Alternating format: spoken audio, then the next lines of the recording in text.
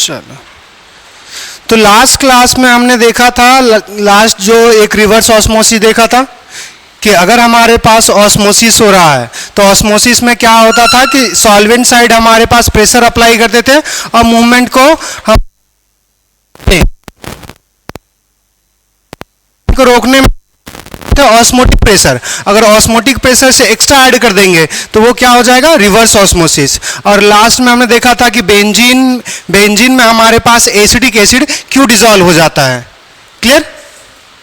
अब दूसरा समझेंगे, हमारे पास इलेक्ट्रोलाइट्स अगर हम डालेंगे तो वो क्या हो जाएगा, टूट जाएगा, डिसोसिएट करेगा।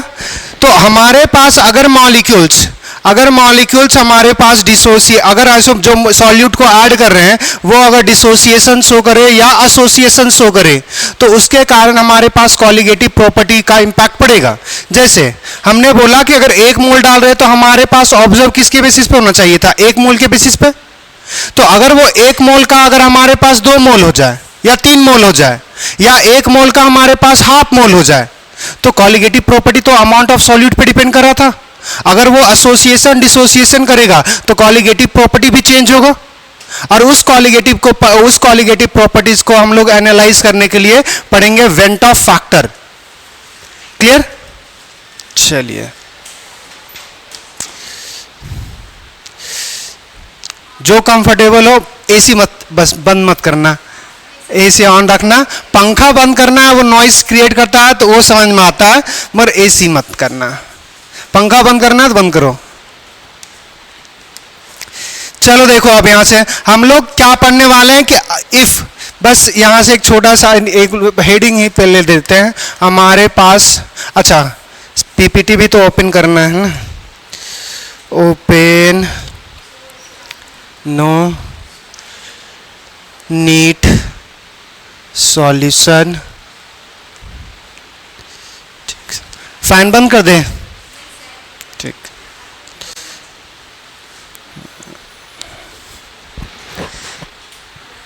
इसलिए हमने दोनों ऑन किया ताकि थोड़ा सा कूलिंग रहे। और नीचे वाला अच्छा, पीछे वाला की खिड़की बंद है या खुला है?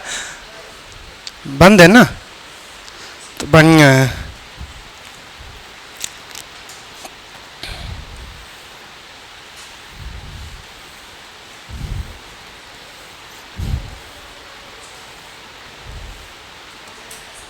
वेंट ऑफ फैक्टर कब यूज होगा वो थोड़ा समझना, जब हमारे पास सॉल्यूट पार्टिकल डिसोसिएशन और एसोसिएशन करें। जब सॉल्यूट पार्टिकल में डिसोसिएशन और एसोसिएशन देखने को मिलेगा तो उस केस में हमारे पास कॉलिगेटिव प्रॉपर्टी में चेंजेस आएगा, और उस कॉलिगेटिव प्रॉपर्टी में जो चेंजेस आएगा वो हम लोग पता करेंगे वेंट ऑफ फैक्टर की मदद से। Clear. When solute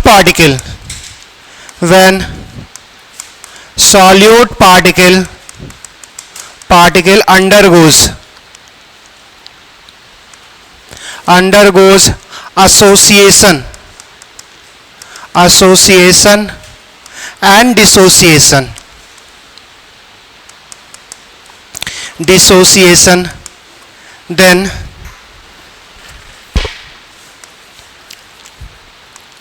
colligative properties will change and it is calculated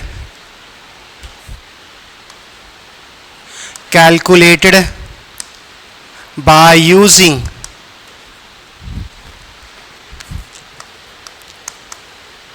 Van't Hoff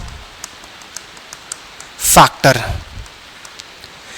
ये तब अप्लाई करना है जब सॉल्यूट के पार्टिकल क्या करें, या तो हमारे पास एसोसिएशन शो करे या तो डिसोसिएशन। अगर एसोसिएशन डिसोसिएशन नहीं कर रहा है तो जो कॉलिगेटिव प्रॉपर्टी जो पढ़े रहे थे वो सेम होगा, उसमें कोई चेंजेस नहीं होगा। इतनी बातें ख्याल रखनी है।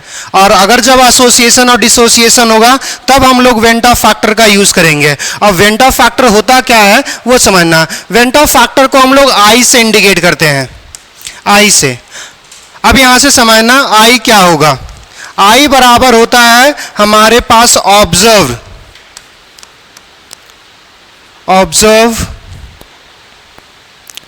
Observe colligative properties divided by theoretical colligative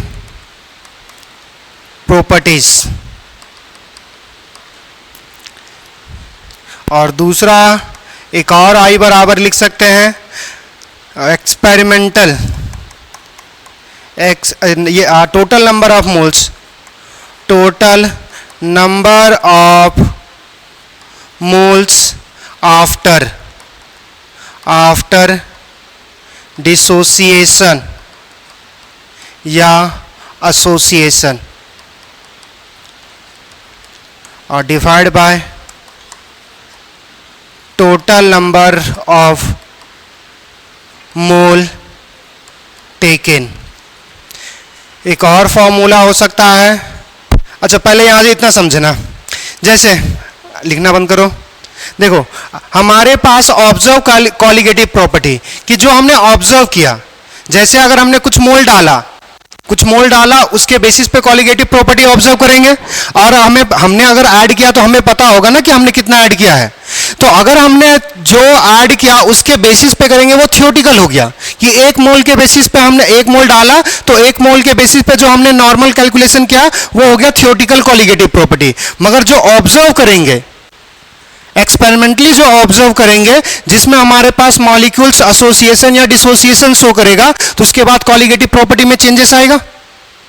तो जब कॉलिगेटिव यहां पे ऑब्जर्व लिख सकते हो या एक्सपेरिमेंटल लिख सकते हो कि जो तुमने ऑब्जर्व किया। जैसे अगर तुमने सीधा सिंपल से बात करते हैं कि अगर तुमने एक मोल डाला तो 1 डिग्री सेल्सियस का ऐसो हमारे पास क्या बोल सकते हैं एलिवेशन बॉइलिंग पॉइंट हमें पता चला। होना चाहिए था कि एक मोल अगर हम डालें तो 1 डिग्री सेल्सियस या 1 यूनिट का चेंजेस आएगा। मगर जब हमने वो हमें थ्योरेटिकल हमने किया कि एक आना चाहिए था, मगर जब हमने डाला तो पता चला कि 5 डिग्री का चेंजेस आ गया। तो ये हो गया ऑब्जर्व। नीचे क्या हो गया थ्योरेटिकल कि अगर हमने एक मोल डाला था तो एक मोल के बेसिस पे हमारे पास 1 यूनिट ही चेंज होना चाहिए था। तो ये थ्योरेटिकल हो गया। और ये हमने एक्चुअल में क्या ऑब्जर्व किया। दूसरा देखना, हमारे पास कॉलिगेटिव प्रॉपर्टी बोलते हैं कि अमाउंट ऑफ सॉल्यूट जो डाल रहे हैं उस पे बेसिस पे डिपेंड होगा। तो अगर हमने मान के चलो कि 1 मोल डाल रहे हैं और 1 मोल डाले या 1 मोल डाल रहे थे तो 1 मोल से 2 मोल हो गया, तो 2 मोल हो गया, तो कॉलिगेटिव प्रॉपर्टी तो 2 मोल के बेसिस पे दिखाएगा ना, वो तो अमाउंट पे डिपेंड कर रहा है। बाहर कितना है उस पे नहीं, जब सॉल्यूशन में डालेंगे, सॉल्यूशन में जितना मोल्स डाल रहे हैं उस पे इंपैक्ट करेगा। तो सॉल्यूशन में हम डाल रहे हैं भले 1 मोल, मगर जैसे डाल रहे हैं वैसे क्या हो रहा है, टूट रहा होगा या फिर एसोसिएट हो रहा होगा। तो या तो घटेगा या तो बढ़ेगा, तो उसके हिसाब से कॉलिगेटिव प्रॉपर्टी चेंज होगा। तो हमारे पास नंबर ऑफ मोल्स हमारे पास आफ्टर डिसोसिएशन और एसोसिएशन डिवाइड बाय हमने लिया कितना था, total number of moles taken. तो सेम चीज यहां पे भी है कि जो लेंगे उसी के हिसाब से कॉलिगेटिव प्रॉपर्टी चेंज होगा। मगर हम जो ले रहे हैं वैसा हो नहीं रहा, क्योंकि मॉलिक्यूल से एसोसिएशन और डिसोसिएशन, तो वो एसोसिएशन और डिसोसिएशन के बाद जितना मोल्स होगा उसी पे तो कॉलिगेटिव प्रॉपर्टी डिपेंड करेगा। क्या ये दोनों बात रिलेट हुई? अब यहां से देखना, number of moles is equals to क्या लिखते हो, वेट बाय मॉलिक्यूलर मास। तो ऐसा लिख सकते हैं नंबर ऑफ मोल्स जो होगा वो inversely proportional to molecular mass होगा। अब यहां से देखना, मोल्स हमारे पास जो लिख रहे हो total number of moles after association और डिसोसिएशन। तो अगर ये हमारे पास number of mole after dissociation association हो रहे थे, तो ये बोल सकते हैं कि एक्सपेरिमेंटल होगा, जो एक्सपेरिमेंटल के बेस पे होगा, वो हमारे पास ये जैसे अगर नंबर ऑफ मोल्स ऊपर था, ये हम लोग क्या मान सकते हैं, ये नंबर ऑफ मोल्स, इसको ऐसा भी लिख सकते हैं, ये नंबर ऑफ मोल्स हमारे पास थियोरेटिकल कि थियोरेटिकली कितना लिए। और दूसरा अगर डिसोसिएशन एसोसिएशन होगा तो इतना का हमारे पास क्या होगा, एक्चुअल या हमारे पास एक्सपेरिमेंटल होगा, एक्सपेरिमेंटल। अब देखो नंबर ऑफ मोल्स अगर एक्सपेरिमेंटल ऊपर है तो अब हमने क्या पढ़ा, नंबर ऑफ मोल्स और मॉलिक्यूलर मास कैसा है, इनवर्सली। तो अब हमारे पास मॉलिक्यूलर मास जो एक्सपेरिमेंटल होगा वो नीचे आ जाएगा और मॉलिक्यूलर मास जो थियोरेटिकल होगा वो ऊपर चला जाएगा।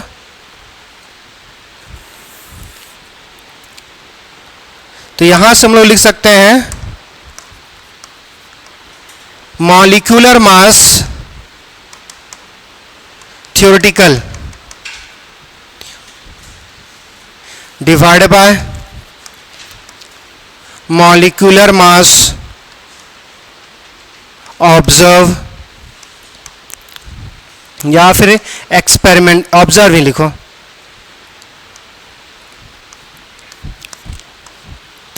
तो इतने तरीके से हम लोग colligative property sorry went Hoff factor को लिख सकते हैं।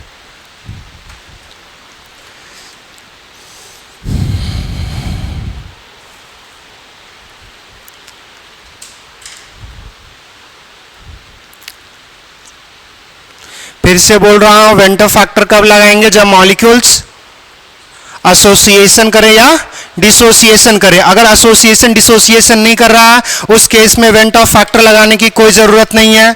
जो आप फॉर्मूला पढ़े थे कॉलिगेटिव प्रॉपर्टी के लिए, relative lowering in vapour pressure, उसके बाद elevation in boiling point, depression in freezing point और ऑस्मोटिक प्रेशर, वो जो फॉर्मूला था वो एज इट इज रहेगा, मगर अब फॉर्मूले में चेंजेस आएगा। अब वो फॉर्मूले में चेंजेस कैसे आएगा वो देखेंगे।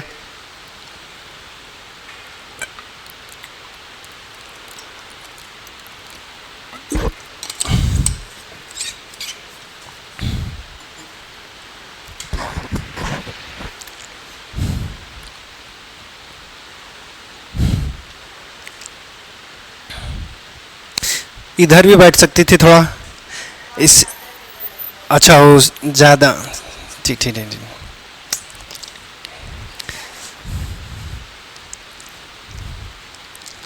जहाँ कंफर्टेबल हो वहाँ करो, बैठो।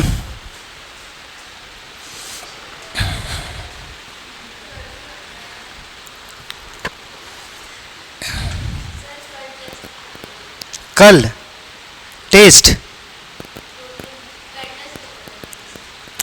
पहले खत्म करें दो आज। तुम लोग जल्दी लिखो यार, कितना मरे हुए तेरे लिख रहे हो, और तू तो तुम्हारे लिए नहीं रुकेंगे,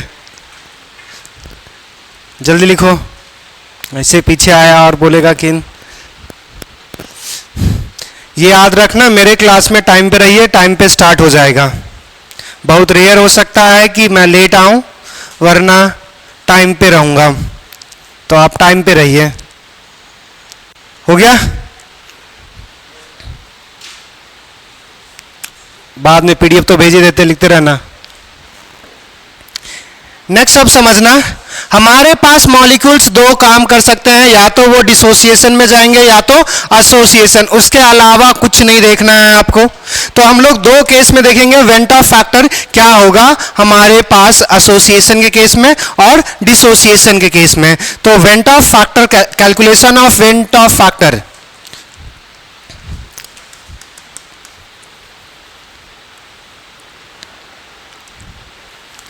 calculation of went Hoff factor, हमारे पास पहला जो ले रहे हैं वो हमारे पास एसोसिएशन के लिए ले रहे हैं, दूसरा हमारे पास जो लेंगे वो डिसोसिएशन के लिए लेंगे। एसोसिएशन का कहने का मतलब क्या है कि मॉलिक्यूल्स क्या करेंगे, एक दूसरे से चिपक जाएंगे। दो मॉलिक्यूल्स लोगे, हो सकता है दो से हमारे पास हाफ हो जाए, 1/4 हो जाए। तो अब मान के चलो, जैसे इसका एक एग्जांपल समझना कि जैसे अगर हम दो नाइट्रोजन लिए, दो नाइट्रोजन अगर आपस में कंबाइन करके N2 बना सकता है। ये यहाँ पे दो हमारे पास दो एटम थे, वो यहाँ पे सिंगल मॉलिक्यूल्स बन गया, तो ये दो अलग अलग क्वांटिटी क्या हो गई, चिपक गई, एसोसिएशन है। क्या बात समझ में आया? इसी तरह एक जनरल एग्जांपल लेते हैं, अगर हमारे पास N, क्योंकि N हम लोग कुछ भी रख सकते हैं 1 2 3 4 5, तो N कंसीडर कर रहे हैं कि कोई हमारे पास एलिमेंट्स होगा या कोई भी होगा, A होगा, उसका N हमारे पास N टाइम्स होगा। एसोसिएशन के बाद क्या हो जाएगा, AN। क्या बात समझ में आया? जैसे अभी बात कर रहे थे 2 नाइट्रोजन कंबाइन करके N2 हो रहा है। अब ऐसा भी तो हो सकता है 3 ऑक्सीजन कंबाइन करके O3 बना ले, तो वो 1 2 3 4 5 तो वायरी करते जाएगा अलग अलग मॉलिक्यूल के बेसिस पे। ये बात समझ में आ रहा है? चलो अब देखो, अगर हमने यहां से क्या कर रहे हैं, अगर हम इसका 1 मोल लेते, जैसे अगर N मोल लेते तो इसका क्या फॉर्म होता, 1 मोल। तो अगर इसका 1 मोल लेंगे तो इसका कितना फॉर्म होगा, 1। अरे n लेंगे तब भी एक, और 1 लेंगे तब भी एक, ऐसा कोई पॉसिबल हो सकता है? अरे यूनिटरी मेथड लगाओ ना, n से एक बनेगा तो 1 से 1 बाय, क्या बात समझ में आया? चलिए, तो अब यहां से हम इसका कंसिडर कर रहे हैं 1, क्लियर? 1 कंसिडर कर रहे हैं। आप केमिकल इक्विलिब्रिया पढ़े हो, केमिकल इक्विलिब्रिया में हमारे पास degree of dissociation, degree of association ये पढ़े थे, या फिर आपने पढ़ा था डिग्री हमारे पास, हाँ, डिग्री ऑफ रिएक्शंस ये भी पढ़ा था, अल्फा जो पढ़े थे, अल्फा आपने पढ़ा था। तो अगर हमारे पास अल्फा क्या होता है वो समझना, अल्फा बराबर number of moles reacted divide by total number of moles taken होता है। या तो सीधा सिंपली बताता है कि अल्फा हमारे पास वो अमाउंट बताता है कि 1 में कितना रिएक्ट करेगा, क्योंकि एक्चुअली में हमारे पास कोई अगर केमिकल इक्विलिब्रियम में होगा तो इक्विलिब्रियम में रिएक्टेंट से प्रोडक्ट जाएगा, प्रोडक्ट से रिएक्टेंट जाएगा, तो मतलब हमारे पास रिएक्टेंट भी बचा रहेगा और प्रोडक्ट भी बचा रहेगा। तो हम ऐसा बोल सकते हैं कि रिएक्टेंट का कुछ ही अमाउंट हमारे पास रिएक्ट करेगा, पूरा तो नहीं करेगा। अगर पूरा कर देता तो तुम लोग जो इक्विलिब्रियम कांस्टेंट पढ़ते हो, प्रोडक्ट का कंसंट्रेशन डिवाइडेड बाय रिएक्टेंट का कंसंट्रेशन, रिएक्टेंट का जैसे अगर हमारे पास रिएक्टेंट से चेंज कर रहे हैं प्रोडक्ट में, अगर इसका 5 मोल है T इज इक्वल टू 0 पे, तो अगर T इज इक्वल टू अगर कोई इक्विलिब्रियम अगर कोई टाइम लेंगे तो इसका अगर हम डाइट 5 कर देंगे तो यहाँ पे प्रोडक्ट का कंसंट्रेशन 5 मगर रिएक्टेंट का 0, ये क्या आ जाएगा? इन्फिनिटी आ जाएगा। तो अगर कोई रिएक्शन इक्विलिब्रियम में है तो इक्विलिब्रियम में है तो मतलब प्रोडक्ट का भी अमाउंट होगा और रिएक्टेंट का, तभी तो इक्विलिब्रियम कांस्टेंट डिफाइंड होगा। बात समझ में आया? तो अल्फा क्या बताता है कि हमारे पास एक में कितना रिएक्ट किया। तो अब यहां से समझना, अच्छा ये लो लिख रहे थे, 1 में हमारे पास t इज इक्वल्स टू 0 पे हमने ले लिया 1, और t is equals to t equilibrium पे हमने क्या बोला कि अल्फा क्या होता है कि 1 में कितना रिएक्शंस करेगा। तो 1 में हमारे पास अल्फा रिएक्ट करेगा। तो अभी हमने समझा अगर 1 होगा, अगर 1 होता तो हमारे पास 1 बाय n होता, अगर अल्फा है तो ये हम बोल सकते हैं कि ये अल्फा बाय n होगा। 1 में अगर हमारे पास अल्फा रिएक्ट, यही तो था, तो अगर हमारे पास इस रिएक्शंस में, सॉरी एक मिनट, हमारे पास 1 में हमारे पास 1 बाय n फॉर्म, रिएक्शंस कितना कर रहा है? अल्फा। तो अल्फा हमारे पास अगर अल्फा रिएक्ट करेगा तो हमारे पास 1 by n into alpha times हो जाएगा, वही चीज हमने लिखा। अब यहां से थोड़ा सा समझना, अच्छा इसमें भी तो हमारे पास एक चीज और आ जाए, n, ठीक है, हमारे पास n-1 इंटू अल्फा, ठीक है। अब यहां से अगर तुम चाहोगे तो 1 के जगह कंसंट्रेशन भी पुट कर सकते हो, उससे कोई इफेक्ट नहीं पड़ेगा। तो एक बार हम बिना कंसंट्रेशन पुट किए बताते हैं या कंसंट्रेशन पुट कर देते हैं सीधा सिंपली। तो तुम्हारे पास अगर तुम्हें लगे कि इसमें अगर हमारे कंसंट्रेशन अगर अलग अलग रहेगा तो फॉर्मूले में चेंजेस नहीं आएगा। जैसे अभी हम बोल रहे थे कंसंट्रेशन C कंसिडर कर लो, जैसे 1 की जगह पे आप क्या कर रहे हैं C, तो अगर हमारे पास C में हमारे पास कितना रिएक्ट करेगा, जैसे 1 में अगर अल्फा रिएक्ट करता था तो C में कितना रिएक्ट करेगा? अरे जोर से बोलो, C minus C alpha react, अगर बोल रहे हैं 1 में अल्फा रिएक्ट करेगा तो 2 में 2 अल्फा, 3 में 3 अल्फा, C में C अल्फा, तो हमारे पास ये C में C अल्फा रिएक्ट करेगा। तो अभी हमें 1 में पता था कि 1 बाय n रिएक्ट करेगा, तो अगर C अल्फा रिएक्ट कर रहा है तो यहाँ पे इसका कितना बनेगा? C अल्फा टाइम्स हो जाएगा। इसको ऐसे ही रहने देते हैं, 1 में अगर हमारे पास 1 बाय अल्फा रिएक्ट कर रहा है तो C अल्फा टाइम्स हो जाएगा, ये भी प्रॉब्लम। अब यहां से देखिए, ये केमिकल इक्विलिब्रियम में आपने पढ़ लिया था। अब यहां से देखो, हमारे पास वेंट ऑफ फैक्टर बार आप लिखवाए थे नंबर ऑफ मोल्स के रिस्पेक्ट में कि number of moles after dissociation या association divide by total number of moles taken. अब यहां से देखो, हमारे पास अल्फा बराबर यहां से लिख सकते हैं नंबर ऑफ मोल आफ्टर, इसमें क्या कर रहे हैं? एसोसिएशन कर रहे हैं, after association divide by number of मोल हमने टेकन, यही लिखा है। अब देखो यहां से हमारे पास number of moles after association की बात कितना होगा? यही तो है। अब इसको सबको ऐड करो, C plus C alpha plus इसको मल्टीप्लाई करेंगे तो C अल्फा बाय n लिख सकते हैं, कोई प्रॉब्लम? टोटल तो यही है ना, टोटल रिएक्टेंट प्लस जितना रिएक्टेंट का मोल होगा प्रोडक्ट का मोल होगा वो सिंपली हम क्या कर रहे हैं, ऐड कर रहे हैं। अब देखो डिवाइड बाय, हमने टोटल लिया कितना था इनिशियली, तो t इज इक्वल 0 पे c ही कंसिडर किया था। अब गौर से देखना है यहां पे, क्या ऊपर हर टर्म्स में c है, इसमें भी c, इसमें भी c, इसमें भी c, तो क्या c कॉमन लिया जा सकता है? नीचे भी c है, c कैंसिल हो जाएगा। तो क्या हमारे पास इनिशियल कंसंट्रेशन कितना है, कोई फर्क पड़ा? तो 1 भी ले लेते तब भी वही आता, कंसंट्रेशन ले लोगे तो भी वही आएगा। तो यहां से हम c अगर कॉमन ले लेंगे तो यहां पे हमारे पास 1 बचेगा, यहां पे अल्फा, यहां पे हमारे पास अल्फा बाय एन। अच्छा एक मिनट, यहां पे माइनस था ना रे, c माइनस c अल्फा है, c 1 माइनस अल्फा हमारे पास plus 1 by n plus alpha by n. Alpha तो c तो निकाल लिए, यहां पे अल्फा बचेगा, डिवाइड बाय हमारे पास c कैंसिल। तो यहां से हम लोग लिख सकते हैं i बराबर, अब यहां पे भी देखो इन दोनों टर्म्स में अल्फा कॉमन है, अल्फा भी कॉमन ले सकते हैं इनमें। तो अगर हम ऐसा लिख सकते हैं 1 प्लस अल्फा, अगर कॉमन ले लिए प्लस अल्फा कॉमन लिए हैं तो इसको हम आगे लिखना चाह रहे हैं, कुछ नहीं 1 बाय एन आगे हमने कर दिया, क्योंकि प्लस में था ना, अल्फा अगर प्लस में निकालेंगे तो या तो -1 प्लस 1 बाय अल्फा लिखो, उसी चीज को हम बेहतर कर रहे हैं कि 1 बाय एन माइनस हमारे पास 1 बच जाएगा, अल्फा कॉमन लिए हो। यही आपका वेंट ऑफ फैक्टर आ गया in case of association. Clear? कि ये जो आई आ जाएगा कि कॉलिगेटिव प्रॉपर्टी पहले जितना होना चाहिए था उससे अगर इतने से मल्टीप्लाई कर देंगे तो अब हमारे पास एक्चुअल पता चलेगा जब मॉलिक्यूल्स डिसोसिएशन में जाएगा। क्लियर? चलो अब सॉरी एसोसिएशन में जाएगा। अब दूसरा देखना डिसोसिएशन का केस। डिसोसिएशन में जैसे अगर हम बात कर रहे थे इसी चीज का जस्ट उल्टा, कि जैसे अगर N2 ले लिए, N2 को अगर तोड़ देंगे नाइट्रोजन नाइट्रोजन, तो ये डिसोसिएशन का केस हो गया।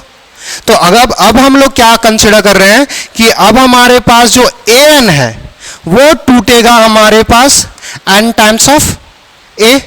अब अगर हम यहां से अलग अलग अमाउंट लें, जैसे T इज इक्वल्स टू 0 पे इसका कंसंट्रेशन C ले ले, तो T इज इक्वल्स टू हमारे पास T इक्विलिब्रियम जब आएगा तो इसका भी कितना रिएक्ट करेगा, C माइनस C अल्फा।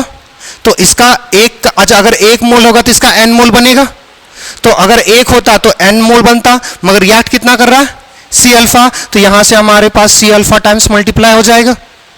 किसी को कोई प्रॉब्लम? चलिए तो फिर यहां से वेंट ऑफ फैक्टर बराबर क्या लिख सकते हैं, हमारे पास N number of moles after dissociation divide by हमारे पास नंबर ऑफ मोल्स टेकन। अब यहां से देखो I बराबर मोल्स ऑफ डिसोसिएशन के बाद यही था हमारे पास, तो क्या लिखेंगे C minus C alpha plus N times of C alpha divide by हमारे पास C। फिर से वही देखो सब में C कॉमन है, C अगर हमारे पास कॉमन ले लोगे तो क्या बचेगा, 1 minus alpha plus N alpha divide by हमारे पास C फिर से कैंसिल। तो एसोसिएशन हो या डिसोसिएशन इनिशियल कंसंट्रेशन क्या है, कोई लेना देना हमें नहीं है। अब I बराबर फिर से देखो फिर से अल्फा कॉमन है तो 1 बाहर रह गया, अल्फा प्लस अल्फा कॉमन लेंगे तो हमारे पास क्या बच जाएगा, ये प्लस में N माइनस 1, ये हो गया वेंट ऑफ फैक्टर हमारे पास आफ्टर डिसोसिएशन। क्या बात समझ में आया? लिख लीजिए।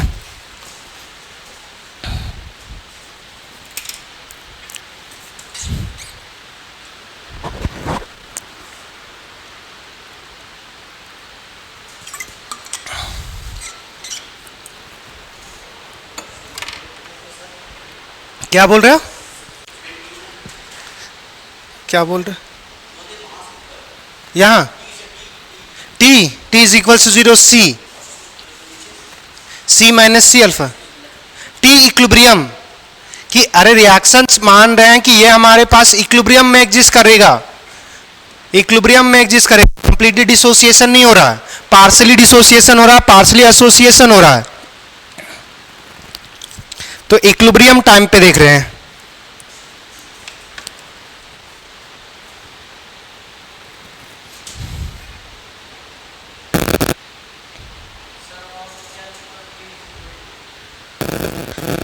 अरे तुम लोग पढ़ाते कहाँ, तुम सोए रहता है, कहाँ बोलो। T इज इक्वल्स टू, अभी कुछ देर पहले बोले T इक्विलिब्रियम है ये।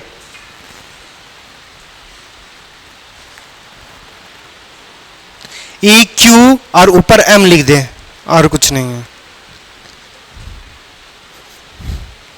लिखने से ज्यादा सब फोकस रखे समझने में, क्योंकि अगर दिमाग में एक बार घुस गया तो वो परमानेंट रहेगा, और कॉपी में लिखा हुआ है वो भी परमानेंट रहेगा, मगर कॉपी में परमानेंट रहेगा, दिमाग में नहीं।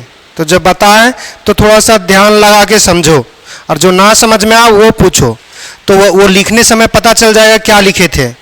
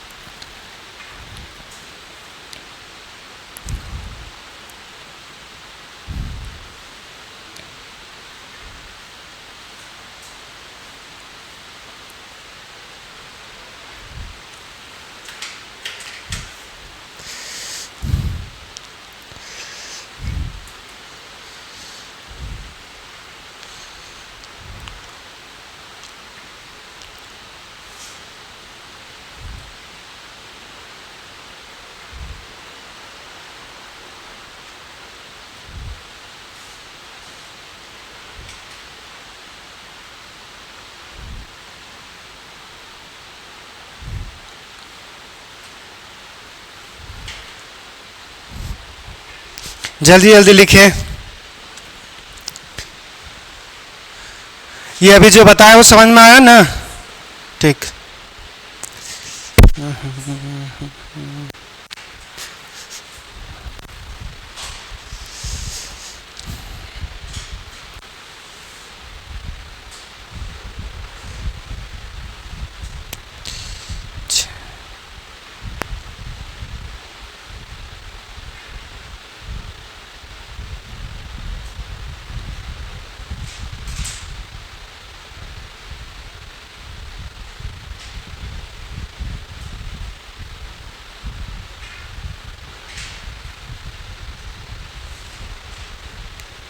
हो गया?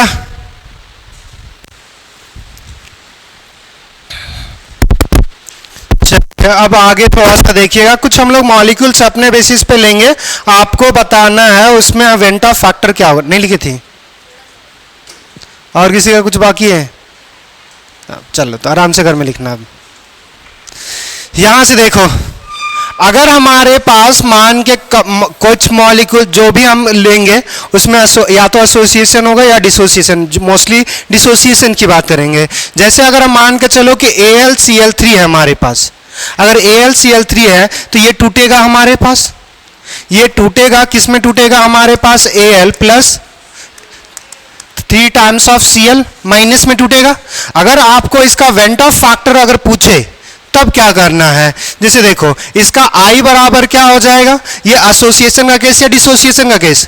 डिसोसिएशन। डिसोसिएशन के लिए जो फॉर्मूला देखोगे उसमें लिखेंगे n-1 into times of alpha.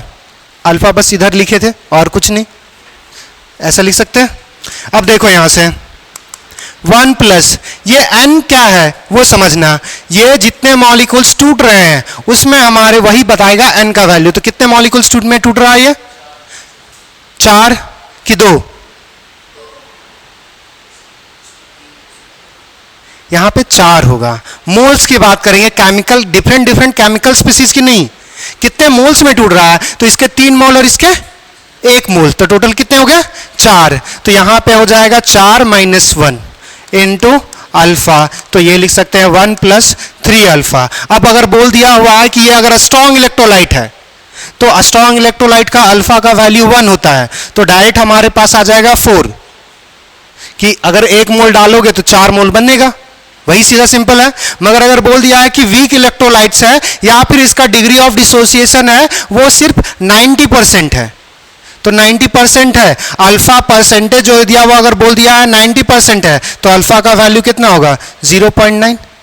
मतलब ऐसा लिख सकते हो 90% को 90/100, तो दो जीरो है तो 2 जीरो के बाद पॉइंट आ जाएगा, ये क्या हो जाएगा 0.9। अगर तो बाकी इंफॉर्मेशन दिया रहेगा जिसे अल्फा निकालने बोलेगा। बात समझ में आया? अब दूसरा देखो, हमने कुछ देर पहले हमने देखा था कि अगर हम लोग एसिटिक एसिड डायरेक्ट लिख देते ना, CH3 C double bond OOH, अगर इसको हम डाल रहे थे बेंजीन में डाल रहे थे तो पता क्या हो रहा था, डाइमराइजेशन, द एक सिंगल मॉलिक्यूल्स वो 2 आपस में कंबाइन कर रहा था। तो ऐसा लिखेंगे इसको CH3 C double bond CH3 COH का होल ट्वाइस। अब यहां से देखो, इसके लिए हमारे पास I का वैल्यू क्या हो जाएगा, फॉर्मूला ये क्या है, डिसोसिएशन या एसोसिएशन, एसोसिएशन के लिए फॉर्मूला है 1 + अल्फा, ये आ जाएगा 1/n - 1 times of alpha. Clear? यही फॉर्मूला लिखवाया है। अब देखो यहां पे n क्या है, लोगों को मालूम है, बस हाथ उठा कीजिएगा, बोलिएगा मत, n का वैल्यू क्या है, कितने लोगों को मालूम है, बोल वाली क्या कि ऐसी बस ऐसी था, शायद 5, और कोई 5, कैसे 5 पे आई, यहां पे समझना थोड़ा सा। और किसी को कुछ बोलना है, बोल 7। भाई कहां से इतना लगा सकते हो, एक चीज थोड़ा समझना, एसोसिएशन का मतलब घटना या बढ़ना, नंबर ऑफ मोल बढ़ेंगे या घटेंगे, एसोसिएट होगा तो घटेगा ना, और डिसोसिएशन मतलब टूटना मतलब बढ़ेगा। ये अगर एक मॉलिक्यूल लेंगे तो 7 5 कहां से आया, बात समझ में आ रहा है, वो तो आएगा नहीं। पहला आप देखो यहां से, इसका अगर एक मॉलिक्यूल्स लेंगे तो ये अगर हमारे ये अगर बैलेंस करेंगे तो 2 लेंगे, तभी तो हमारे पास बैलेंस होगा, तो 2 मॉलिक्यूल लेंगे तब ये एक सिंगल मॉलिक्यूल्स फॉर्म होगा एसोसिएशन के बाद। तो यहां से हम पूछ रहे थे कि n का वैल्यू जो होगा वो ये बताएगा। जैसे अभी कुछ देर पहले अगर देखोगे, पीछे वाले स्लाइड पे चला जाना, एसोसिएशन का कैसे देखो, तो ये अगर n टाइम्स ले रहे होंगे तो ये an बनेगा, तो अगर यहाँ पे 2 टाइम्स एसिटिक एसिड ले रहे हैं तो एसिटिक एसिड का डाइमराइज हो गया, एसिटिक एसिड 2। क्या बात समझ में आया? तो यहाँ पे n का वैल्यू है 2, तो ये 1 + 1/2 - 1 अल्फा, ये क्या आ जाएगा, 1 हाफ है, हाफ में 1 घटाओगे तो बस माइनस में आएगा, तो ये क्या आ जाएगा -1/2 अल्फा। क्या बात समझ में आया? अब यहाँ पे बोल दिया जाएगा कि 100% हमारे पास, अगर 100% हमारे पास एसोसिएशन हो रहा है तो अल्फा का वैल्यू 100/100 1 आ जाएगा। अगर बोला 75% कर रहा है तो हमारे पास 75% का आने का मतलब क्या हो जाएगा, 75/100 मतलब 0.75। क्या बात समझ में आया? इसी तरह और एक 2 एग्जाम्पल देखो, जैसे अगर हमारे पास है AlPO4 का होल, सॉरी Al नहीं ले लेते हैं, AN3PO4 ये दिया हुआ, तो अगर इसका अगर हमारे पास पूछेगा तो यह इसका डायरेक्ट I लिख सकते हो, क्या आएगा, इसके टर्म्स में बताना ऐसा। अरे कितने में टूटेगा, सबसे पहले तो ये बताओ, ये कितने में टूटेगा, जैसे यहां 4 में टूट रहा था ना, तो ये कितने में टूटेगा, 4 में ही टूटेगा। अरे सोडियम 3 है, ये हमारे पास जब ब्रेक करेगा तो 3 सोडियम में टूटेगा, और फॉस्फेट कितना है 1, तो हमारे पास PO4 पर -1, तो टोटल कितने हो गए 4। वही तो फॉर्मूला पुट करोगे, 4 - 1 3, 3 अल्फा हो जाएगा। तो 1 प्लस हमारे पास क्या आ जाएगा, कुछ नहीं करना, जितने में टूट रहा होगा उसमें एक घटा के अल्फा टाइम्स कर देना है। अब दूसरा बताना, CuSO4 लिख रहे हैं तो इसका I का वैल्यू क्या होगा, कितने में टूटेगा ये, अरे 4 कहां से आ गया, सल्फेट तो एक पूरा होता है बालिके, कॉपर सल्फेट, तो कॉपर एक सल्फेट एक, तो कितना हो गया 2, 2 - 1 1, तो 1 प्लस, खत्म। MgCl2 लेंगे तो अल्फा का वैल्यू क्या होगा, अल्फा का वैल्यू 3 नहीं, सॉरी I का वैल्यू पूछ रहे हैं, सॉरी अल्फा का 1 + 2 अल्फा। देखो यहां पे ये 2 और 1 3, 3 में हमारे पास 1 चला जाएगा तो 2 अल्फा, क्लियर। और जब बोल दिया जाए, जैसे अगर हमने लिखा ये चीज, अगर NaCl लिख दिया हुआ और बोल दिया हुआ है स्ट्रॉन्ग इलेक्ट्रोलाइट, स्ट्रॉन्ग इलेक्ट्रोलाइट, तो अगर स्ट्रॉन्ग इलेक्ट्रोलाइट लिख दिया हुआ तो I का वैल्यू कितना हो जाएगा 1 + 2, 1 होगा। अल्फा का वैल्यू नहीं, I का वैल्यू पूछ रहे हैं। स्ट्रॉन्ग इलेक्ट्रोलाइट है तो अल्फा का वैल्यू 1 होगा, ये 1 हो गया। टूट कितने में रहा है, 2 में, 2 - 1 1, 1 × 1 1 ही आएगा। तो सीधा सिंपली कुछ नहीं करना, जब स्ट्रॉन्ग इलेक्ट्रोलाइट है जितने में टूट रहा होगा वही नंबर लिख दो। जैसे अगर मान के चलो, अगर इसको हम मान रहे हैं कि अगर हमने इसको माना स्ट्रॉन्ग इलेक्ट्रोलाइट, तो ये कितने में टूटेगा 3 में, अरे 2 क्लोरीन 1 मैग्नीशियम 3, तो I का वैल्यू क्या आ जाएगा 3।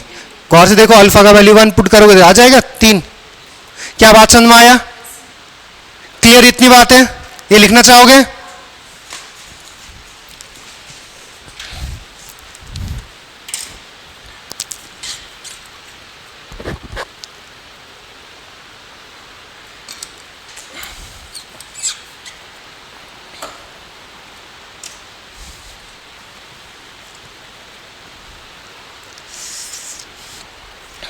थोड़ा जल्दी जल्दी हाथ चलाना।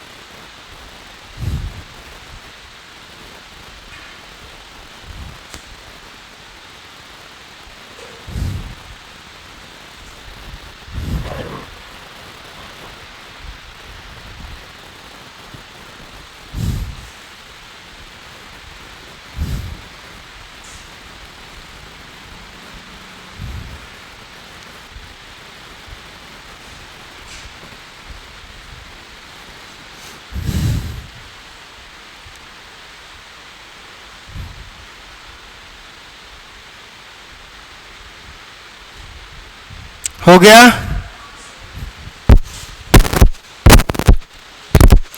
चलिए। तो अब हमारे पास देखना फॉर्मूले में अब चेंजेस आएगा। अगर हमारे पास दो टाइप का सॉल्यूट लेंगे, एक ऐसा सॉल्यूट जो एसोसिएशन डिसोसिएशन नहीं शो करेगा और एक एसोसिएशन डिसोसिएशन शो करेगा। तो अब हमारे पास कॉलिगेटिव प्रॉपर्टी जो फॉर्मूला पड़ा उसमें चेंजेस आएगा और कुछ नहीं, और फॉर्मूले में बहुत ज़्यादा वास्ट चेंजेस नहीं आएगा। तो सॉल्यूट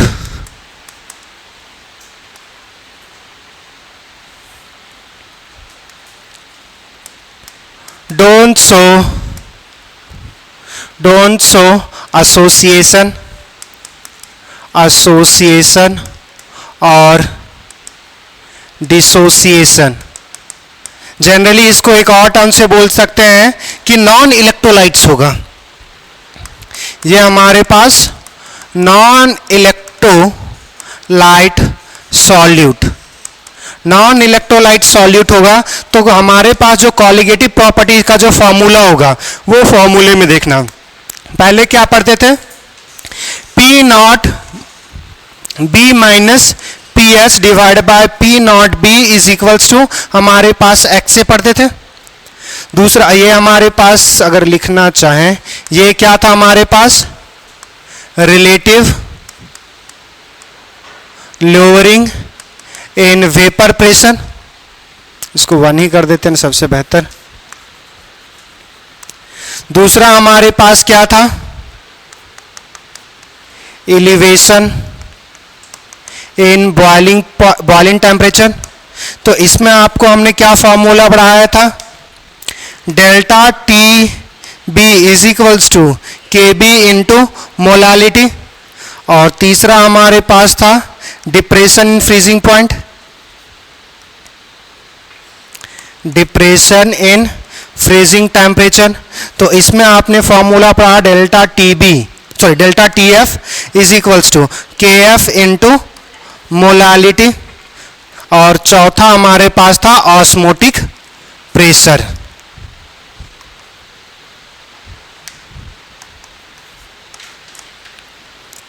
ऑस्मोटिक प्रेशर, तो इसमें आपने पढ़ा pi is equals to C R T. अब दूसरा, अब यहां से हम लोग देखेंगे कि अगर हमारे पास ऐसा सॉल्यूट ले ले जो एसोसिएशन और डिसोसिएशन शो करेगा, मतलब हमारे पास इलेक्ट्रोलाइट सॉल्यूट अगर कंसीडर करेंगे, सॉल्यूट विच शो एसोसिएशन और डिसोसिएशन, या उसी चीज को बोल सकते हैं इलेक्ट्रोलाइटिक सॉल्यूट, इलेक्ट्रोलाइटिक सॉल्यूट। अगर इलेक्ट्रोलाइटिक सॉल्यूट होगा तो सबसे पहला हमारे पास relative lowering in vapour pressure जो होगा वो फॉर्मूले में चेंजेस आएगा। फॉर्मूला क्या है, P not B minus P S divide by P not B is equals to X A. यहां पे हमारे पास अब क्या होता था, ये एक्स ए क्या था, number of mole of solute divide by number of moles in solution, या number of moles of A plus number of moles of B. अब ये मॉलिक्यूल्स क्या करेगा, एसोसिएशन या डिसोसिएशन करेगा, तो उसका अमाउंट चेंज होगा। अगर अमाउंट चेंज होगा तो सिंपली हम लोग आई से मल्टीप्लाई कर देंगे और कुछ नहीं। तो अगर एसोसिएशन डिसोसिएशन होगा तो relative lowering in vapour pressure का फॉर्मूला ये हो गया। दूसरा, अब हमारे पास एलिवेशन इन बॉइलिंग टेम्परेचर। यहां पे आप क्या पढ़ते थे, डेल्टा हमारे पास T F is equals to K F into हमारे पास मोलालिटी। मोलालिटी क्या होता था, number of moles dissolve in 1 kg of solvent. तो सॉल्वेंट का तो कुछ नहीं हो रहा, सॉल्यूट हमारे पास चेंज हो रहा। तो ऊपर जो n जो होगा वो नंबर ऑफ मोल सॉल्यूट, वो तो एसोसिएशन और डिसोसिएशन करेगा, तो उसका वैल्यू चेंज होगा। वैल्यू चेंज होगा तो यहां पे भी क्या आएगा, आई। तीसरा हमारे पास डिप्रेशन इन फ्रीजिंग टेम्परेचर। इसमें भी हमारे पास फॉर्मूले में चेंज आएगा और सेम रहेगा जैसे हमारे पास इसमें चेंजेस आ रहा था। तो ये अच्छा, ये बॉइलिंग पॉइंट टीबी आ जाएगा, सॉरी, अरे but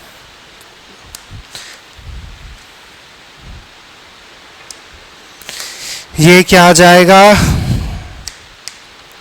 delta T B is equals to i times of K B into molality, और यहाँ पे delta T F is equals to i times of K F into molality. और लास्ट हमारे पास है चौथा, ऑस्मोटिक प्रेशर। ऑस्मोटिक प्रेशर, तो यहां पे हमारे पास पाई इज इक्वल्स टू आ जाएगा ICRT। क्या बात समझ में आया? चलिए, अब आपके जो ELP में जो क्वेश्चन दिया हुआ है ना, वो यहाँ ये जो पहले था कि सिंपली मॉड्यूल के क्वेश्चंस है, जिसमें आपको सेपरेट कर दिया हुआ था कि एक बार आपसे पूछा हुआ है नॉन इलेक्ट्रोलाइट्स का और दूसरा पूछा हुआ है एबनॉर्मल, मतलब हमारे पास इलेक्ट्रोलाइट सॉल्यूशन का। मगर ELP में ऐसा नहीं था, ELP में मिक्स किया हुआ है। तो अब ELP बनाइएगा तब क्वेश्चंस बनेगा, तो लिख लीजिए इतना। उसके बाद यहाँ पे हमारे पास चैप्टर ये खत्म होता है। अब कुछ क्वेश्चन देखेंगे, इतना ही पढ़ना था आपको थियोरेटिकल पार्ट।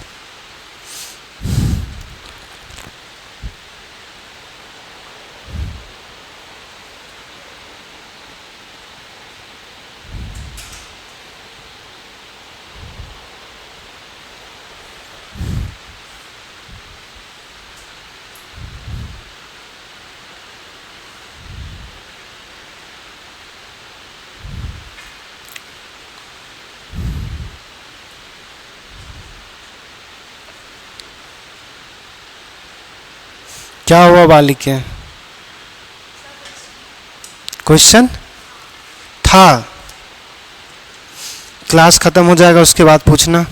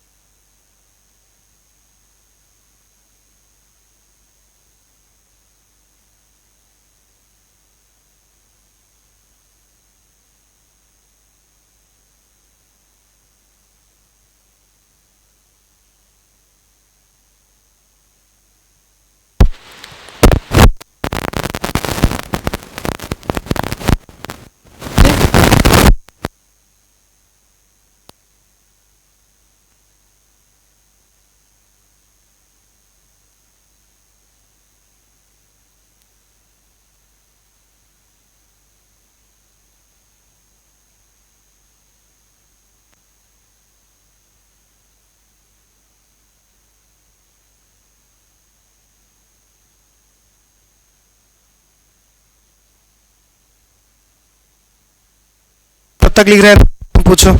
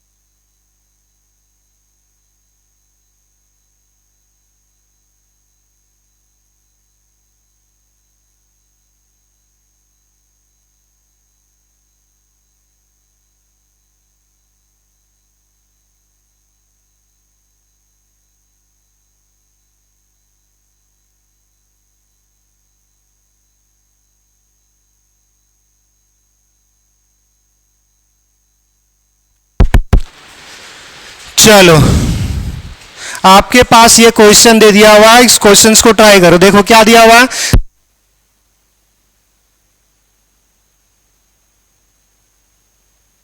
इलेक्ट्रोलाइट मतलब अल्फा का वैल्यू 1 और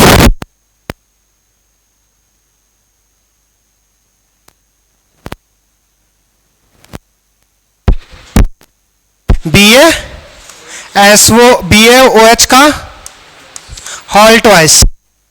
क्लियर? पास हो गया हाइड्रोक्साइड। अगर ये है तो अगर ये टूटेगा तो किस में टूटेगा, हमारे पास Ba2 प्लस और हमारे पास 2 टाइम्स ऑफ OH माइनस। अगर स्ट्रॉन्ग से तो कितने में टूट रहा है, 2 और 1 3। अगर फॉर्मूले में पुट करना चाहोगे तो क्या आएगा formula, 1 plus n minus 1 times of alpha. तो यहां पे 2 में 3 में टूट रहा है, 3 माइनस 1 2 हो गया, 2 अल्फा का वैल्यू 1 तो 2 प्लस 1। क्या बात समझ में आया? बढ़े आगे। नेक्स्ट क्वेश्चन देखो, हमारे पास क्या हुआ है, ये भी 2016 कहीं का क्वेश्चन है कि 100 डिग्री सेल्सियस पे vapour pressure of solution of 6.5 gram of non-volatile solute is 100 gram water at 100 degree Celsius vapor pressure of solution of 0.65 gram of non-solute is in 100 gram water is 732 mm if Kb is इतना दे दिया हुआ है, the boiling point of the solution will be। ठीक है, सब कुछ ठीक है। अब यहां से देखो क्वेश्चंस में हमारे पास क्या क्या दिया हुआ है वो समझना। हमारे पास सबसे पहला दे दिया हुआ है वेट ऑफ, हमारे पास सॉल्यूट दे दिया हुआ है, ये कितना है 6.5 है। और हमारे पास ये वाटर का वेट दे दिया हुआ है, ये कितना दे दिया हुआ है 100 ग्राम।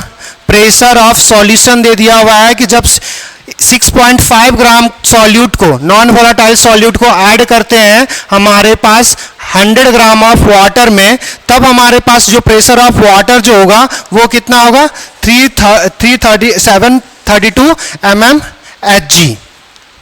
Hg छूट गया है, यहाँ पे mmHg होगा। अब दूसरा दे दिया हुआ हमारे पास Kb दे दिया हुआ वाटर का 0.52, काय छूट रहा है।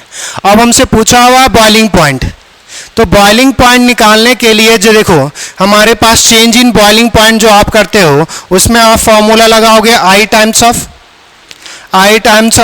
यहाँ पे अच्छा नॉन वोलाटाइल लिखा हुआ, कहीं पे तो इलेक्ट्रोलाइट्स, तो इसमें जो दिमाग नहीं लगाना है, नॉर्मल फार्मूला रखो। ये लिखोगे Kb इंटू हमारे पास मोलालिटी, और मोलालिटी बराबर क्या लिखोगे हमारे पास weight of solute, weight by molecular mass आ जाएगा, ये किसका होगा सॉल्यूट का, इनटू वेट हमारे पास जो होगा वो सॉल्वेंट का इनटू हमारे पास 1000, क्योंकि वेट ऑफ सॉल्वेंट किस में दे दिया हुआ है सॉल्वेंट ग्राम में, पानी का वजन ग्राम में दिया हुआ। तो देखो यहां पे हमारे पास फॉर्मूले में क्या मिसिंग है, चेंज इन बॉइलिंग पॉइंट वो तो निकालेंगे, Kb दे दिया हुआ है, वेट हमारे पास सॉल्यूट का दे दिया हुआ है, मॉलिक्यूलर मास ऑफ सॉल्वेंट हमें क्या मालूम है, नहीं मालूम है, नहीं ना मालूम हुआ है, तो यहां तो सिर्फ वेट दिया हुआ, मॉलिक्यूलर मास नहीं पता, वेट ऑफ सॉल्वेंट वाटर का पता है 1000 तो नंबर है जस्ट। तो हमें यहां से हमें दो चीज नहीं मालूम है, Tb भी नहीं मालूम है और मॉलिक्यूलर मास ऑफ सॉल्यूट भी नहीं मालूम है। तो अगर हमें दूसरा डाटा दे दिया हुआ था प्रेशर वाला, तो प्रेशर वाला पुट करो, यहां से देखो फॉर्मूला पढ़े हो, pressure of solution minus pressure of pure solvent, pressure of solution divide by pressure of solution divide by Na/Nb।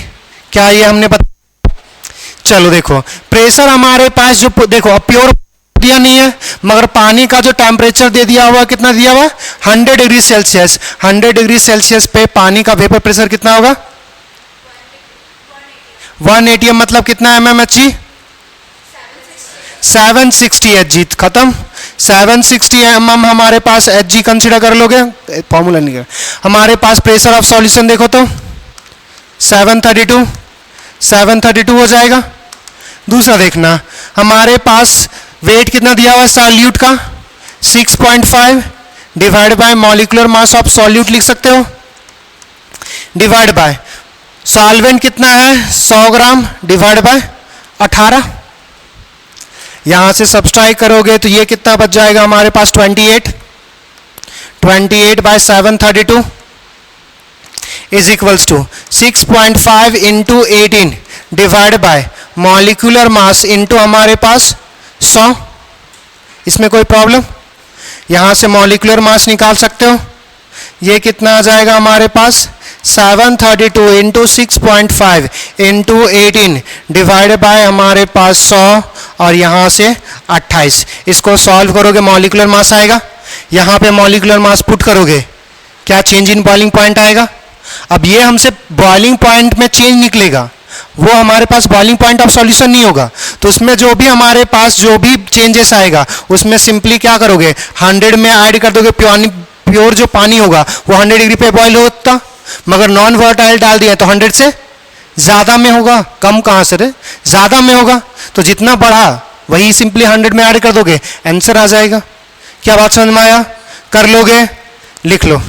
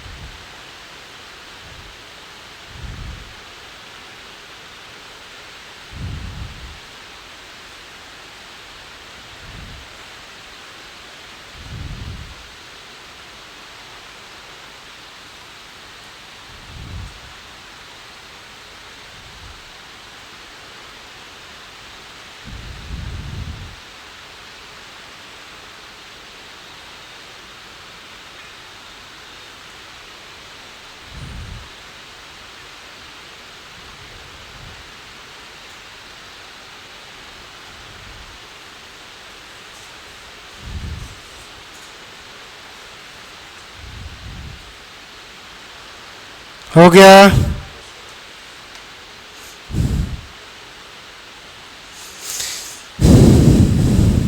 बढ़े आगे?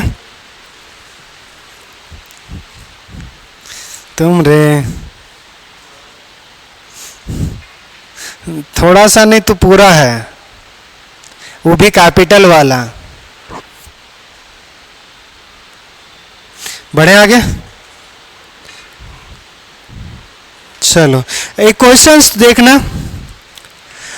आपको बताना है कि सबसे ज्यादा हमारे पास वेपर को अरेंज करना है असेंडिंग या डिसेंडिंग, जो आपको अच्छा लगे। वेपर प्रेशर किसका सबसे ज्यादा होगा, आप वेपर प्रेशर सबसे ज्यादा किसका, वेपर प्रेशर इंक्रीजिंग डिक्रीजिंग पे, उसके बाद बॉइलिंग टेम्परेचर, फ्रीजिंग टेम्परेचर और ऑस्मोटिक प्रेशर, ये इसके बेसिस पे करना है अरेंज।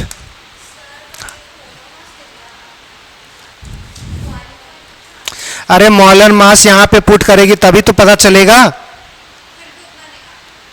अरे तो कितना आ रहा है यहाँ पे, है बहुत ज्यादा थोड़ी आएगा। इसमें तुम्हारे पास जो सॉल्व करोगे उसमें जो हमारे पास आएगा वो उसमें 100 ऐड करना पड़ेगा, बहुत ज्यादा।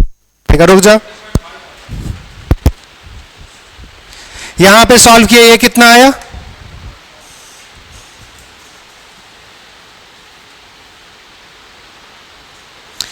सेवन 32 इंटू 6.5 इंटू 18, हमारे पास डिवाइड्स ये है 100 इंटू 28, ये हमारे पास आ रहा है 30.58। अब यहाँ से KB का वैल्यू दिया हुआ था 0.52 इंटू वेट हमारे पास कितना दे दिया हुआ था 6.5 divide by 30.58, weight of solvent था वाटर का 100, ऊपर आ जाएगा 1000, यहाँ से सॉल्व करोगे तो ये 10 बचेगा। अब इसको सॉल्व कर लो, ये हमारे पास 52 इंटू 6.5 इंटू 10 डिवाइड्स 30.58, ये जो तुम्हारे पास आएगा वो आएगा 1.10। अब यहां से देखो ये जो क्या हुआ होगा कि मतलब ये चेंज आया बॉइलिंग पॉइंट में इतना, तो पानी पहले बॉईल कितना पे करा था 100 डिग्री सेल्सियस पे, तो 100 में इतना ऐड होगा, बढ़ा 1.1 डिग्री सेल्सियस, तो हमारे पास जो बॉइलिंग टेम्परेचर होगा वो 100 प्लस 1.10 हो जाएगा, तो ये कितना आ जाएगा 100 हमारे पास 1.1, तो यहां से सबसे क्लोजेस्ट आंसर ये। कैसे आंसर नहीं आता, इतना छोटा सा काम में भी मिस्टेक कर दोगे तुम लोग। बढ़े अब आगे,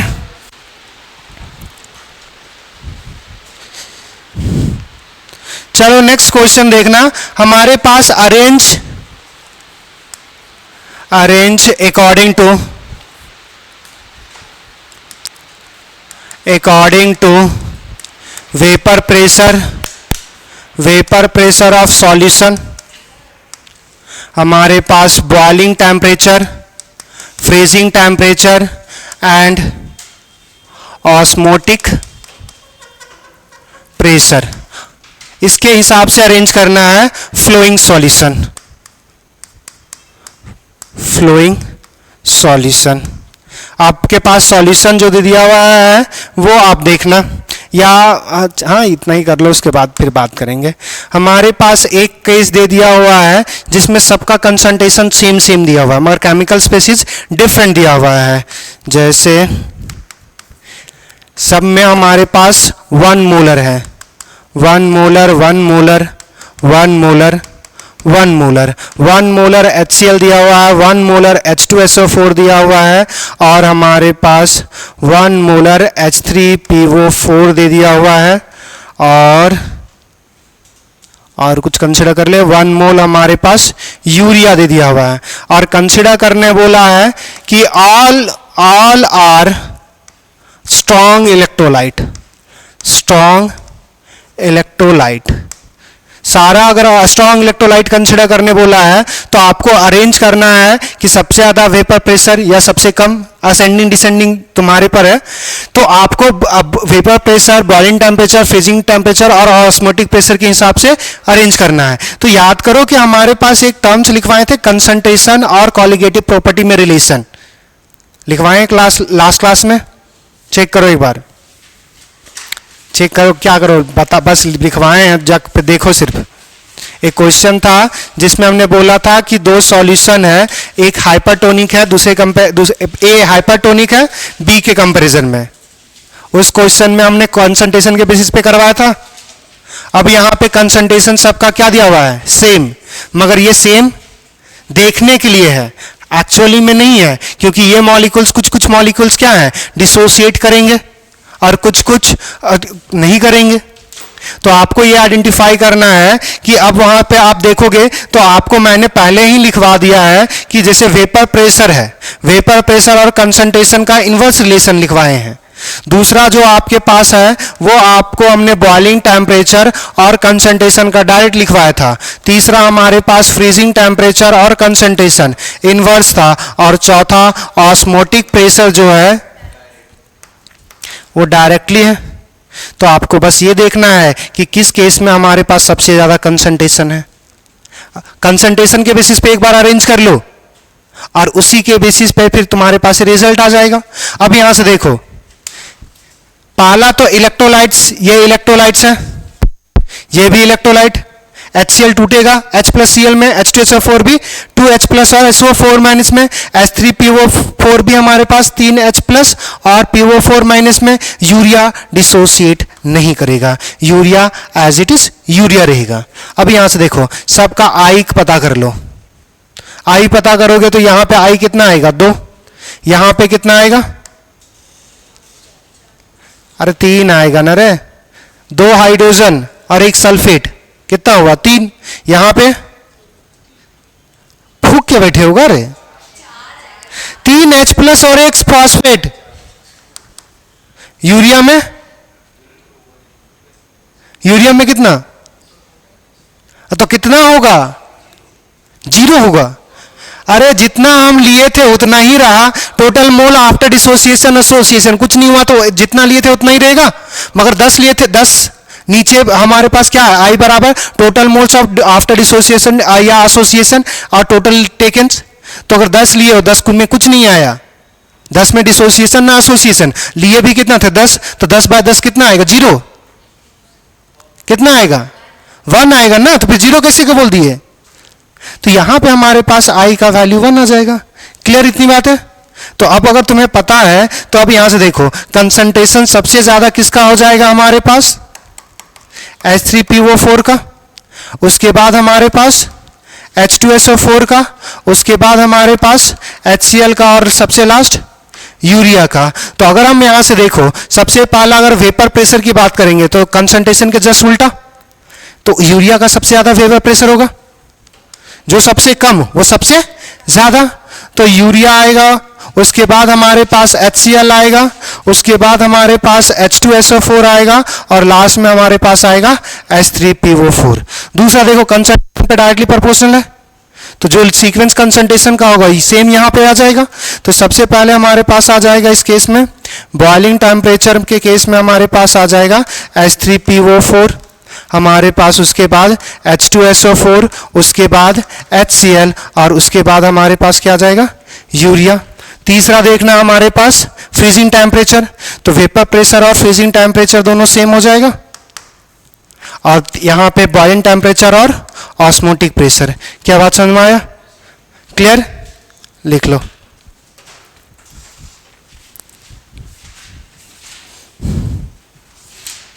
अब दूसरे क्वेश्चंस में क्या करेंगे, कंसंट्रेशन भी डिफरेंट होगा, और कंसंट्रेशन डिफरेंट होगा तब आपको बताना पड़ेगा कि किस बेसिस पे अरेंज करोगे।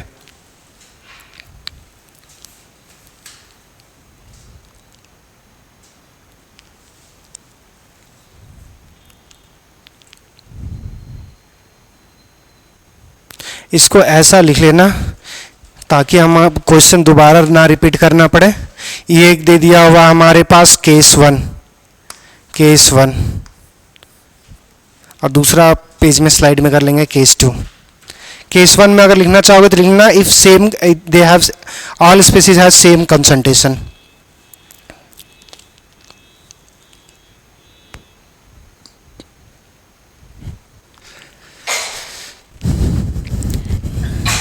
आराम से बाल के,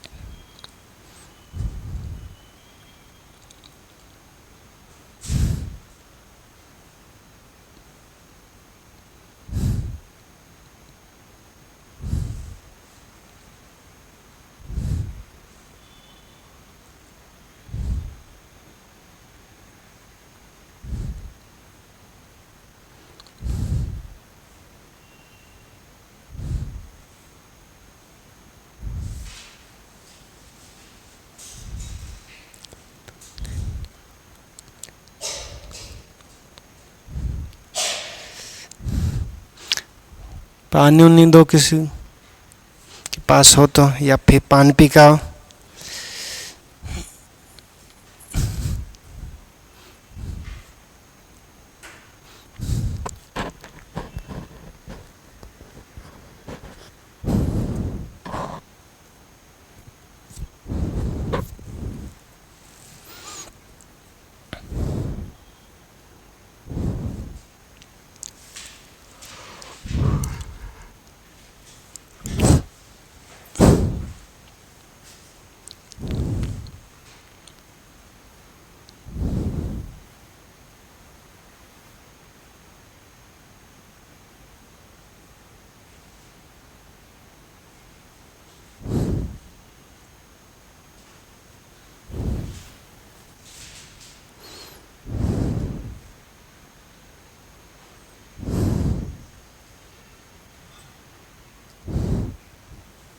हो गया।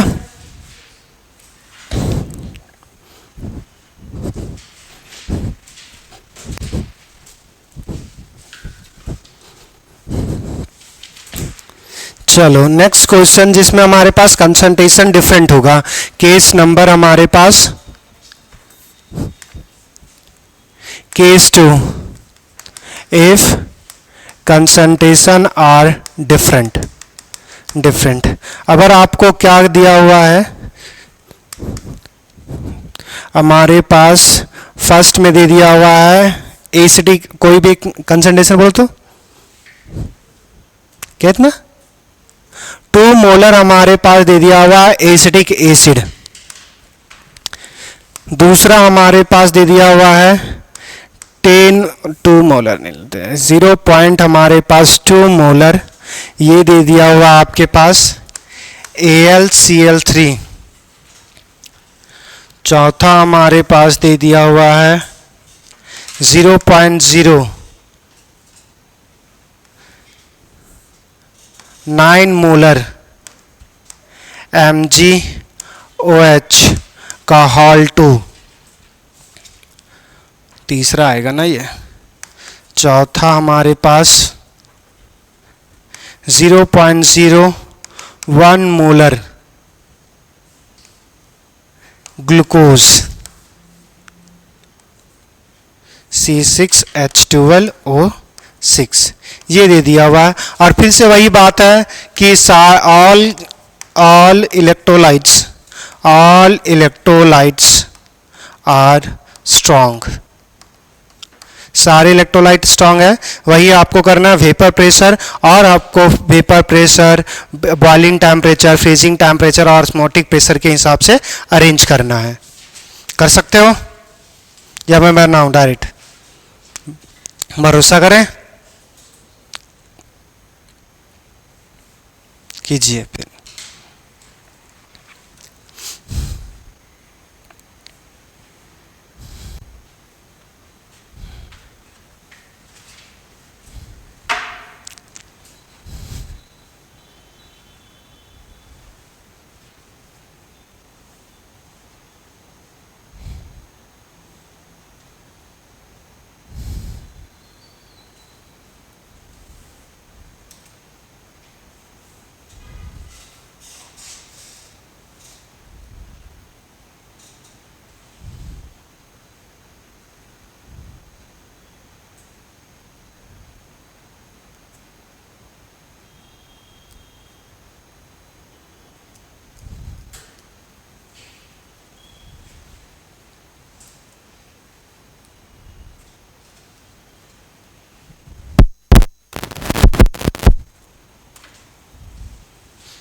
आप लोगों का डॉट सेशन कब कब है?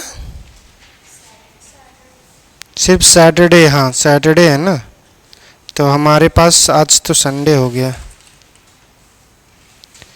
Sunday, Monday, Tuesday. तुम लोग वेडनेसडे को बोल रहे थे,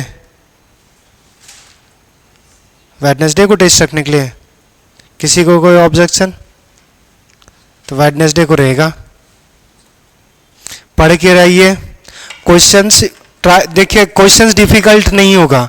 अगर आप मॉड्यूल बना लीजिएगा तो मॉड्यूल का जो लेवल होगा उसी के आसपास का रहेगा। पहला टेस्ट है तो इतना ज़्यादा हार्ड एंड फास्ट नहीं रहेगा, इजी रहेगा। तो अगर बेसिक भी पढ़ के आइएगा तो हो जाएगा क्वेश्चंस, तो बिना स्ट्रेस लिए बनाइएगा। अरे हो गया ये, कितना लंबा खींचेगी रे। सैटरडे जो देखो तुम लोग जिसमें स्टार्ट, जिसमें तुम लोग कंफर्टेबल फील करो उसमें रहो, उसमें करो। सैटरडे को रखेगी तब कोई, हमको भी कोई प्रॉब्लम नहीं है। वेडनेसडे को रखो तब भी कोई प्रॉब्लम नहीं है। कब देना चाहोगे, सैटरडे या वेडनेसडे? सैटरडे आओगे ना? ऐसा नहीं है कि डॉट सेशन है तो क्लास नहीं है तो हम आएंगे ही नहीं। ठीक, नहीं आओगे तो फिर हम बंद कर देंगे, काहे झूठो टेस्ट लेंगे। टेस्ट बस हम इसलिए ले रहे हैं कि ताकि थोड़ा सा पढ़ो और हमें भी पता चले कि किस पे कितना और काम करना है। और ये जो मॉड्यूल के क्वेश्चंस बता रहा हूं जो लास्ट था हमारे पास, अब पूरा का पूरा क्वेश्चंस लगा सकते हो। तो ये याद रखना कि जितने ज़्यादा क्वेश्चंस आप करोगे उतना ज़्यादा आप ऐसो बेहतर रिजल्ट लेके आओगे। तो क्वेश्चंस लगाइए, जहां ना बने वो पूछिए, नंबर तो होगा ही। अगर जब आप घर में है तो एक बार मैसेज कीजिए, कॉल मत कीजिएगा।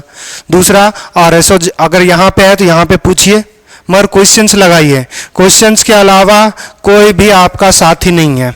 चलिए, यहाँ पे हमारे पास दो चीज, हमारे पास एक बॉइलिंग टेम्परेचर और हमारे पास दूसरा osmotic pressure directly proportional to concentration होगा, और वेपर प्रेशर और हमारे पास कौन सा फ्रीजिंग टेम्परेचर, ये इनवर्सली प्रोपोर्शनल टू कंसंट्रेशन होगा। तो जो हमारे पास इन दोनों का सेम ऑर्डर, इन दोनों का सेम ऑर्डर। अब यहां से देखो, पहला तो कंसंट्रेशन पता करेंगे। कंसंट्रेशन पता करने के लिए सिंपली क्या करना है वो समझो। जो मोलारिटी दिया होगा, मोलारिटी दिया हो या नंबर ऑफ मोल दिया हो, उसको वेंट ऑफ फैक्टर से मल्टीप्लाई करना, क्योंकि तभी तो चेंजेस आएगा। अगर डिसोसिएशन हो या एसोसिएशन हो तो वो तो हमारे पास ओवरऑल पहले कितना मोलारिटी हो या नंबर ऑफ मोल्स, वो पहले कितना अमाउंट था वो बताएगा। आई क्या करेगा कि अब कितना होगा, उसके बेसिस पर ऑब्जर्व होगा ना। तो अब यहां से देखते जाओ, एम और आई का हमारे पास मल्टीप्लिकेशन क्या क्या आते जाएगा वो देखते जाइएगा। एम और आई, यहां से देखो इस पे कितना है हमारे पास, आई का वैल्यू कितना आएगा, 2। अगर स्ट्रॉन्ग इलेक्ट्रोलाइट तो 2 ही में टूटेगा, एक H प्लस और एक एसीटेट आयन। तो अगर ये 2 में टूटेगा तो 2 इंटू 2 हमारे पास ये आ गया 4। यहां पे हमारे पास मोलारिटी कितना 0.2 और हमारे पास आई का वैल्यू कितना 4, 4 दूना 8, 0.8। मोलारिटी 0.09, आई का वैल्यू अरे देख के बता 3। अच्छा ये 3, 2, 4, 3 ये सब तो पता चल रहा है ना, वरना फिर पूरा लिखेंगे। यहाँ पे 9 3 27, ये 0.27 आ जाएगा। उसके बाद ग्लूकोज का ग्लूकोज ही रहेगा, कोई चेंजेस नहीं, तो ये 0.01 इंटू 1 ही रहेगा, तो 0.01 आ जाएगा। अब देखो यहाँ पे आपको पता चल गया अमाउंट। सबसे ज़्यादा किसका आया, एसिटिक एसिड का आया, तो हमारे पास सबसे ज़्यादा होगा एसिटिक एसिड का। उसके बाद किसका आया, एल्युमिनियम का, AlCl3 का। उसके बाद आपका कौन सा आ जाएगा, मैग्नीशियम हाइड्रोक्साइड MgOH का। और सबसे लास्ट जो रहेगा वो ग्लूकोज का। क्या बात समझ में आया? इसी का जस्ट उल्टा कर दोगे, इसका रिवर्स कर सकते हो ना यहाँ पे। किसी को कोई प्रॉब्लम? आपसे जो जनरली पूछा जाएगा वो क्या पूछा जाएगा वो समझना। ये सारा दे दिया जाएगा, आपसे एक चीज पूछेगा, सबसे मैक्सिमम वेपर प्रेशर किसका होगा या सबसे मिनिमम वेपर प्रेशर क्या होगा वो पूछेगा। सबसे ज्यादा बॉइलिंग पॉइंट किसका होगा, सबसे कम बॉइलिंग पॉइंट किसका होगा। तीसरा, सबसे ज्यादा फ्रीजिंग पॉइंट किसका होगा, सबसे कम फ्रीजिंग पॉइंट किसका होगा, ये पूछा जाएगा। या सबसे ज्यादा ऑस्मोटिक प्रेशर, सबसे कम ऑस्मोटिक प्रेशर। तो हमने चारों की बात डिस्कस कर ली, तो चारों में से कुछ भी पूछे, मैक्सिमम पूछे या मिनिमम। Mg हमारे पास एक कितना है, अरे ये 0.2 है ना, तो लास्ट में नहीं तो आएगा, ये 0.8, ये 0.8 और ये 0.2, ये ना ज्यादा है। अरे कुछ ना 0.8 0.27। अब हम अगर दोनों को 100 से मल्टीप्लाई करेंगे तो कोई चेंजेस, वही से हमारे पास जो ज्यादा होगा वो ज्यादा ही होगा। 2 और 3 को मल्टीप्लाई, 2 और 3 है, हमें नहीं पता चल रहा है 2 और 3 में कौन ज्यादा, मगर हमें पता है 200 कम है और 300 ज्यादा है, तो 100 से मल्टीप्लाई करेंगे तो हमारे पास पता चल जाएगा। देख कुछ ना कर, इसको भी 100 से मल्टीप्लाई कर दे और इसको भी 100 से, ये कितना आएगा 80, और ये कितना आएगा, ये डेसिमल में हमारे पास सबसे पहला 0.2 है, सबसे पहला 0.8 है, इस तरह डिफ्रेंशिएट करेंगे ना। 27 और 80 ऐसा ना किया कर, बड़ा बुरा लगेगा। हो गया, बढ़े आगे, इसका रिवर्स लिख लेना। चलो ये लास्ट क्वेश्चन है, उसके बाद जो जितने भी क्वेश्चंस होंगे वो आप बनाते रहिएगा, जो नहीं बनेगा वो पूछ लीजिएगा। इसमें होगा कुछ PYQs, पहला PYQ से स्टार्ट मत कीजिएगा, मैं बार बार बोल रहा हूं, पहले मॉड्यूल सॉल्व कीजिए। PYQs मैंने कुछ करवा दिया है, तो जब आपका मॉड्यूल खत्म हो जाए तब आप PYQs पे जाइएगा, पहले मॉड्यूल खत्म कीजिए। चलिए इसमें देखिए क्या दिया हुआ, द बॉइलिंग पॉइंट ऑफ 0.2 मोल पर केजी सॉल्यूशन, मतलब कुछ नहीं हुआ है, ये 0.2 मोलालिटी दिया हुआ, moles dissolve in 1 kg of solvent, तो मोलालिटी ही हो गया। तो the boiling point of 0.2 molal solution of x क्या है, सॉल्यूट, किस में डाला जा रहा है, वाटर में, is greater than the equimolar solution of Y in water. अगर हमारे पास एक कंटेनर है जिसमें हम x को डाल रहे हैं, दूसरा सेम टाइप का कंटेनर है, इसमें क्या ऐड कर रहे हैं, y ऐड कर रहे हैं, तो यहां से boiling point of x in water is greater है, तो इसका जो बॉइलिंग पॉइंट होगा हमारे पास, बॉइलिंग टेम्परेचर x का, ये ज्यादा किससे होगा, बॉइलिंग टेम्परेचर y से, और दोनों में क्या डाल रहे हैं, इक्विमोलर। तो अगर हमने इसका यहां पे जो मोलर रेशियो डाल रहे हैं x:y, अगर ये मोलर रेशियो माने कि ये number of moles of x है, ये number of moles of y है, तो ये क्या आएगा 1:1। तो कौन सा बात हमारे पास ट्रू होगा, अब यहां से समझना, बॉइलिंग टेम्परेचर कंसंट्रेशन के डायरेक्टली प्रोपोर्शनल या फिर इनवर्सली, डायरेक्टली। तो डायरेक्टली तो अगर हम दोनों में एकक मोलर ही डाल रहे हैं, या फिर 0.2 मोलर ही डाल रहे हैं, कि इसमें भी हमारे पास 0.2 मोलर सॉल्यूशन है और इसमें भी हमारे पास 0.2 मोलर, x भी इतना ही और y भी इतना, तो अगर x का ज्यादा है तो मतलब x डिसोसिएट किया होगा या एसोसिएशन में गया होगा, डिसोसिएट किया होगा। बात समझ में आया? अगर हम सिर्फ डिसोसिएशन के बेसिस पे बोलेंगे तो x डिसोसिएट कर रहा होगा, तो I का वैल्यू ज्यादा होगा, I इंटू एम किए होंगे तो ज्यादा आ गया। अगर हम एसोसिएशन के केस बोले, अगर एसोसिएशन हो रहा है, डिसोसिएशन नहीं हो रहा, अगर एसोसिएशन हो रहा होगा तो एसोसिएशन किसका होगा, y का। डिसोसिएशन बोलेंगे तो x का, क्योंकि x का बॉइलिंग पॉइंट ज्यादा हो रहा है ना। और अगर हम एसोसिएशन बोलेंगे तो y का, अगर एसोसिएशन हो रहा है तो एसोसिएशन में अमाउंट घटेगा, तो बॉइलिंग पॉइंट किसका कम है, y का। बात समझ में आया? तो एसोसिएशन के टर्म्स में भी सोचना और डिसोसिएशन के टर्म्स में सोचना है। तो पहला देख रहे हैं, x undergoes dissociation in water, पहला ही तो सही है। दूसरा समझना, हमारे पास इक्विमोलर दे दिया हुआ है, तो the molecular mass of X is greater than the molecular mass of Y. इसका कोई मतलब नहीं है कि दोनों का हमारे पास मोल जो ले रहे हो वो तो सेम ही ले रहे हो ना, तो मोल सेम ही ले रहे हो तो मॉलिक्यूलर मास से क्या लेना देना।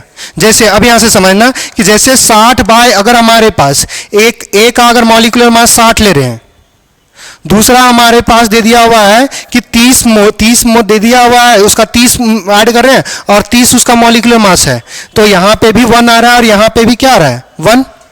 तो यहां पे वो बोला है कि मोलर रेशियो सेम है, तो मॉलिक्यूलर मास से कोई लेना देना नहीं होता, खत्म। दूसरा दिखाओ मॉलिक्यूलर मास, फिर वही मॉलिक्यूलर मास वाले के बेसिस पे क्या, ये भी गलत। दूसरा हमारे पास क्या दिया, y अंडरगोज डिसोसिएशन, नहीं, x डिसोसिएशन में जाएगा ना, तभी तो अमाउंट हमारे पास बढ़ेगा।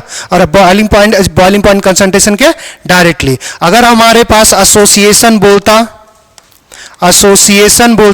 तो एसोसिएशन y जाता, और अगर हमारे पास डिसोसिएशन बोला हुआ है तो x जाएगा। क्लियर इतनी बात है? चलिए मिलेंगे नेक्स्ट क्लास में अलग चैप्टर के साथ। आप इसके क्वेश्चंस लगाते रहिएगा। क्लियर? हम्बल रिक्वेस्ट है, क्वेश्चंस बनाइए, जहां ना समझ में पूछिए, आपके बेहतरी के लिए है वो। ये कौन सा क्लास है? 11।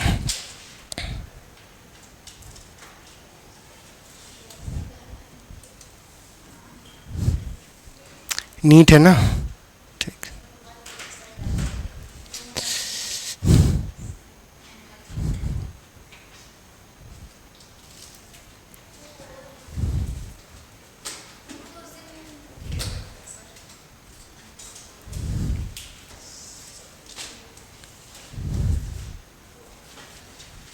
अगर किसी को और